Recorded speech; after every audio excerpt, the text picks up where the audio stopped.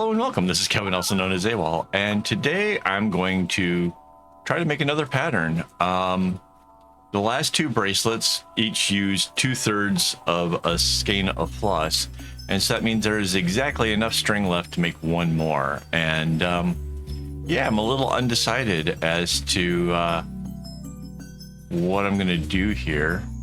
So I thought is kind of go back to my old roots of where I just kind of went a little bit random and just figured out where the strings would go by just kind of throwing them together and then let the middle flip it around. So kind of cool. So what I've started with is just a simple chevron is what I think we'll get going with here. And yeah, obviously we already know the colors. They're the neon colors. They're pretty cool. But I'm gonna put them in the order of like yellow, orange, red, purple. So, and I kind of like sometimes starting off a bracelet this way. It just kind of helps get the strings going in the direction you want them in. I think that's kind of cool. Like nice simple start, also makes for a simple finish. And purple. And you can see we're kind of tracing where it came from. And then it just comes on down.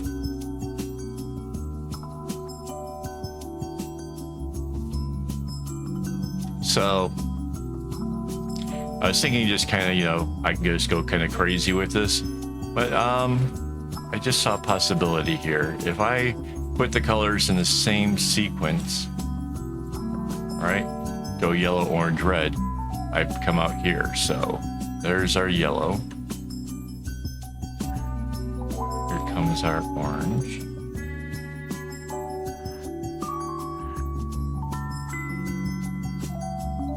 Here comes the red.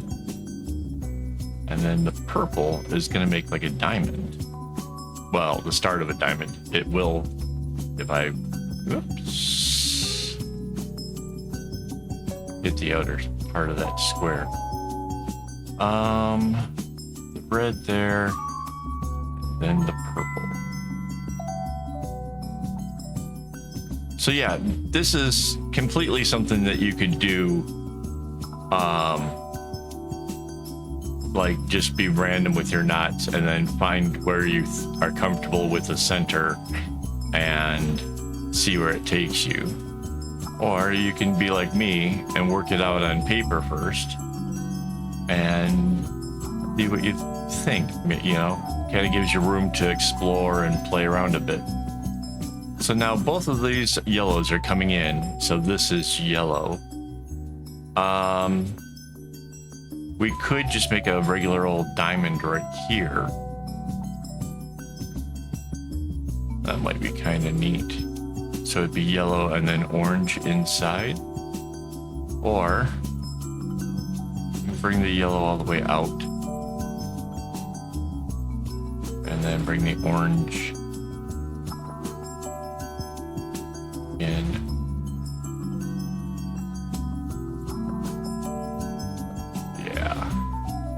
And this way we get the red in the center. Otherwise, we would have skipped the red. So that's going to change how this works. I'm going to zoom in just a bit. Just makes it easier to hit the marks when you're doing this. Okay. So if you're newer here, the program I'm using is called GIMP, which is... I forget what it stands for. It's an acronym for something. Graphic something interface something. I don't know. I don't remember. But it's a really handy program and it's free to use, which makes all this so much better than if we had to worry about buying some kind of, you know, software. Most of the stuff I try to promote is either free or, you know, as inexpensive as possible, really. Oh, that's going to be kind of neat where this crosses.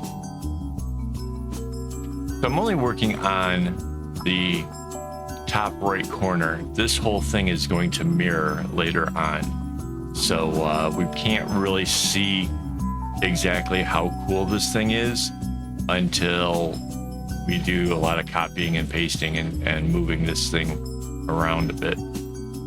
But no, I kind of got a little bit of an idea of where it's going, and it's kind of neat.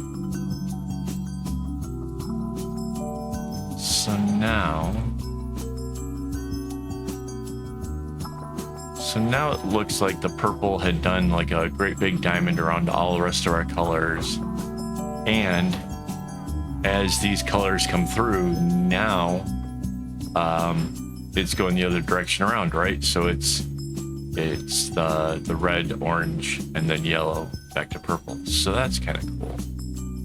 Let's bring these in kind of chevron style.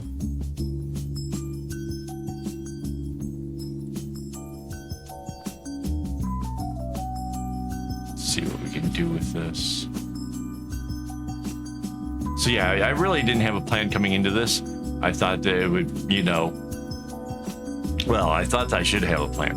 Honestly, I really thought like I should go through, you know, look at Instagram, look at something for inspiration. But then I realized, like, what if I didn't have the inspiration? What if I didn't have a direction for it? How would that turn out? And yeah, we're about to see, because I think it's not bad, honestly.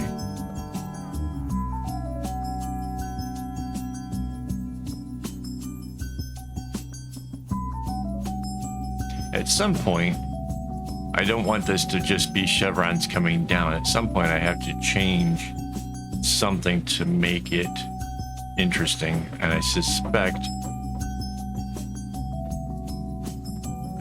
that's going to be this yellow is going to come out, make it like an X shape.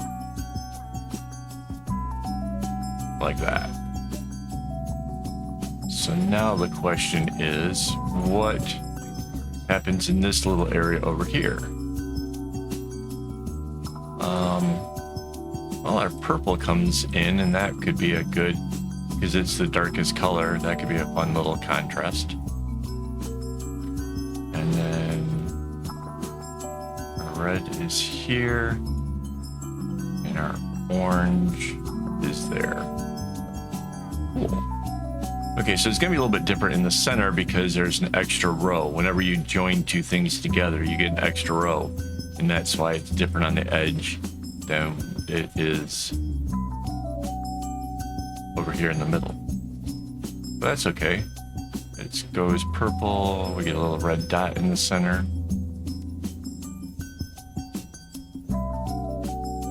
And then that's the orange here.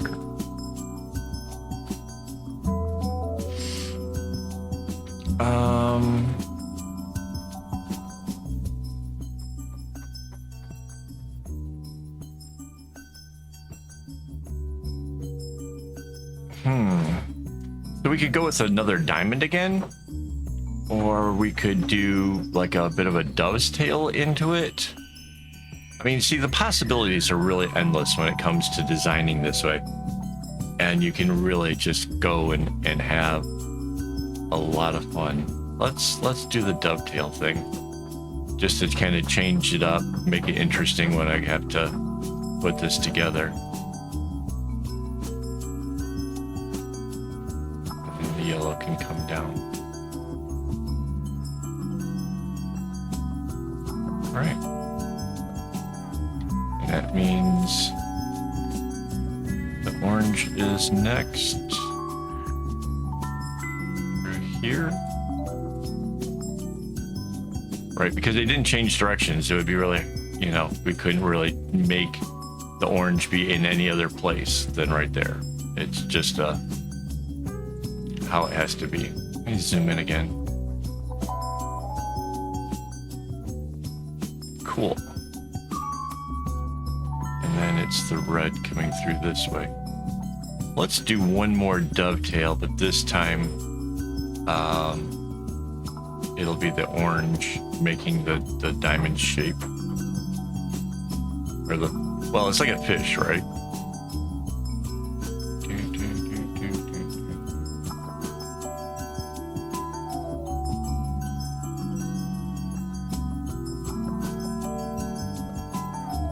Like that. So now it's the red that's out here.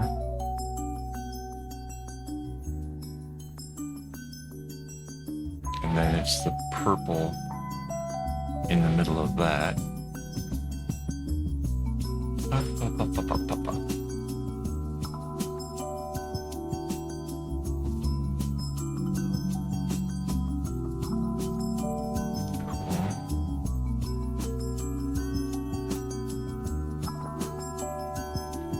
So yeah, kind of keeping track of the underlying strings before I get too overly involved with like any major changes to the pattern itself, because it'd be real easy to make a mistake with something like this. So kind of keeping track of where you are, putting in the stuff that's obvious, just makes the whole process a whole lot easier. So, you know, it could be tempting to try to kind of race ahead, but you know, taking your time doing it right will assure that you make less errors. So alright, so that's the yellow. Purple comes in this way.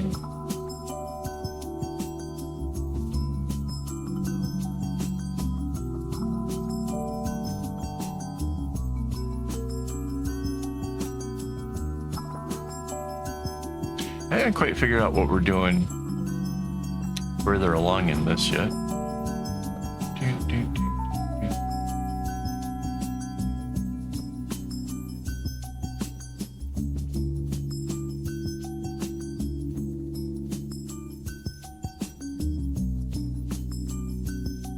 It's interesting though, right? I mean, it's definitely not your everyday pattern. There's a lot of stuff going on in it. That's kind of cool. It's also, why is the yellow back to the outside again? That's a little bit weird, but okay.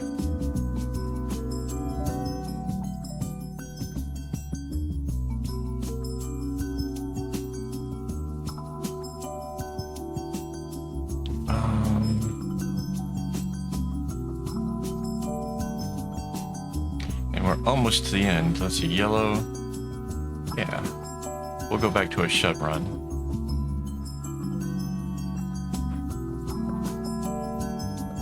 Because it'll be interesting. Because the way it's going to hit the center, when this whole thing flips, it'll make it really, really different. So, it went yellow, then the purple, then the red.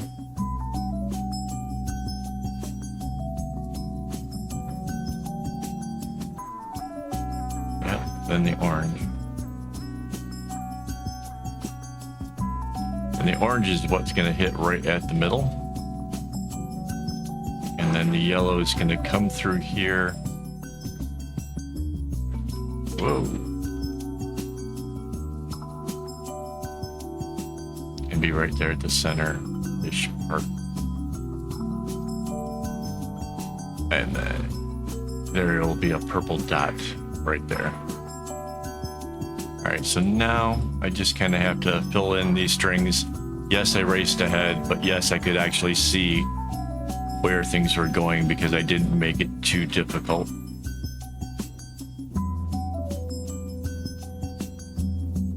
That's a little bit of this comes from experience, and a little bit of this is just kind of common sense on what the directions for the strings and stuff would be. Can you guys hear the neighbors working on the house above me? Like the flat? There is a drill going and it's making me absolutely insane. But fortunately, I'm almost done with the pattern. I'll show you. I want you guys to be able to see, like, you know, I could just like finish this off in an edit cut and come back to it. But I want you to see kind of how it's done, how we check to make sure all the things are done here. Yeah. There we go. All right.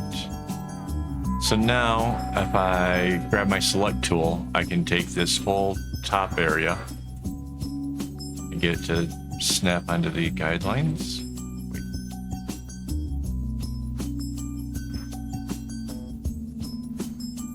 Wrong tool, apparently. There we go. There we go. So, copy, paste, get my flip tool, flip it over, go back to the select and anchor it. So now you can see it becomes way more interesting when it's been doubled that way.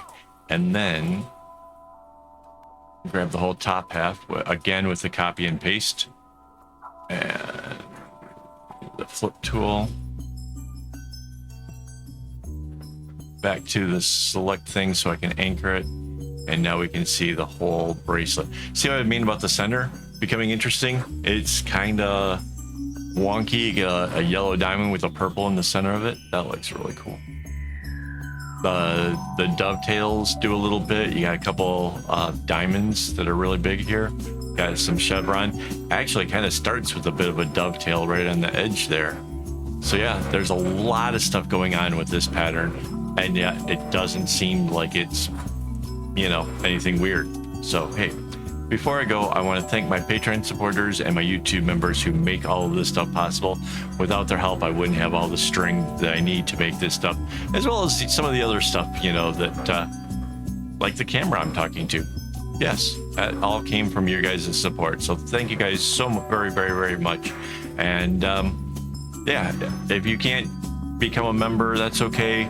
Just hit like on the videos. That'll give me all kinds of help and encouragement. So thanks you guys once again, and as always, don't get your strings in a bunch.